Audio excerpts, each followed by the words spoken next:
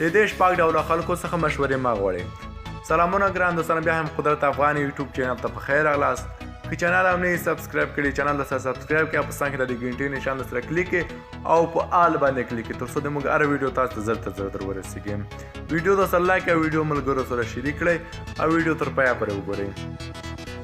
د ژوند او کار په اړه له نورو خلکو سره مشوره کول د دې لامل ګرځي چې په سمه توګه پریکړه وکړو او ترې وبرېدل له تېروتنو او مات څخه ځانونه وژغورو، خو په دې شرط چې د وړ کسانو سره مو مشورې کړې وي.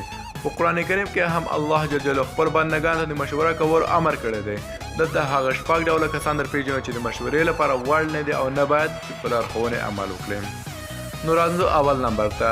هغه څوک چې ستاسو پرمختګ نشي لیدلی. په ټولنه کې ډول ډول خلک ژوند کوي چې ځینې یې تل د نورو په پرمختګ کې د ځان پرمختګ ګوري او ویاړي پرې، خو بیا ځینې یې داسې وي چې د نورو خلکو د پرمختګ په لیدو سره سترګې سوځي او د هغه لاسته راوړنې د ځان لپاره عیب بولي، نو ځکه نه غواړي چې نور خلک هم ترې مخکې شي.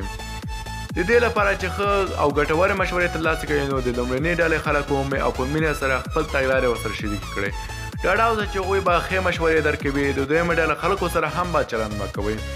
د مشورې له اورېدو څخه وروسته په ورین تندي ترې مننه وکړئ، خو هېڅکله یې تګلارې مه څارئ. دوهم نمبر.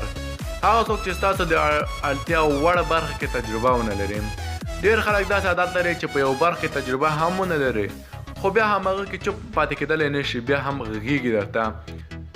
نو د دې لپاره چې هغه تاسو ته مشوره نسي درکولی او تاسو له هغه څخه مثبته مشوره نسي اخیستلی، نو خپل د فکر مشوره دا مو له هغه څخه بهتره ده چې څه ناڅه تاسو خو په خپل کار څه پوهېږئ چې زه ښه کار کوم که بد کار کوم، نو هغوی څه نه پوهېږي نو هغوی به تاسو ته څنګه مشوره درکړي.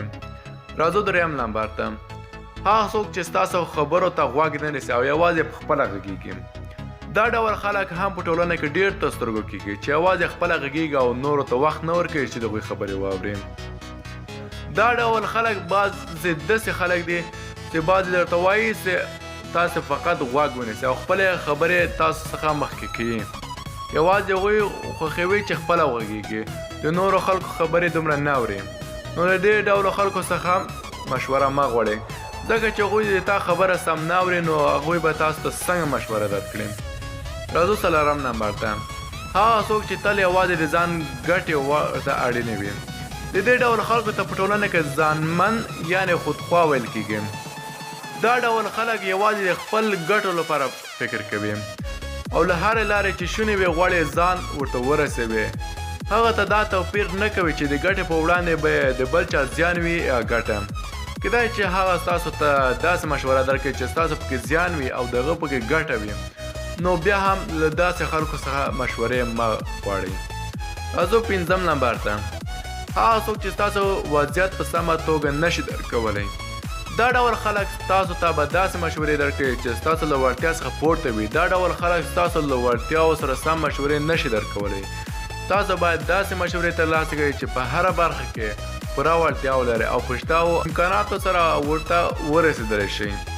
شپږم نمبر ته راځو. هغه څوک چې فکر یې ستاسو له فکر سره په ټکر کې وي. دې ټکي ته باید ډېر پام وکړئ. ځینې خلک داسې وي چې ښه او نیک انسان وي، تاسو هم پرې ګران یې، ستاسو ګټې او پرمختګ هم غواړئ، ستاسو د اړتیاوو وړ برخه کې ښه تجربه هم لري، زیانمن هم نه وي او ښه اورېدونکی هم وي، خو فکر ستاسو له فکر سره په ټکر کې وي. څه چې تاسو غواړئ او غوره ګڼئ هغه ته ښه او غوره چاره نه برېښي. کله چې ستاسو فکرونه سره ورته او همغږې نه وي، نو مشورې او تګلارې به یې څنګه ستاسو لپاره ګټورې وي.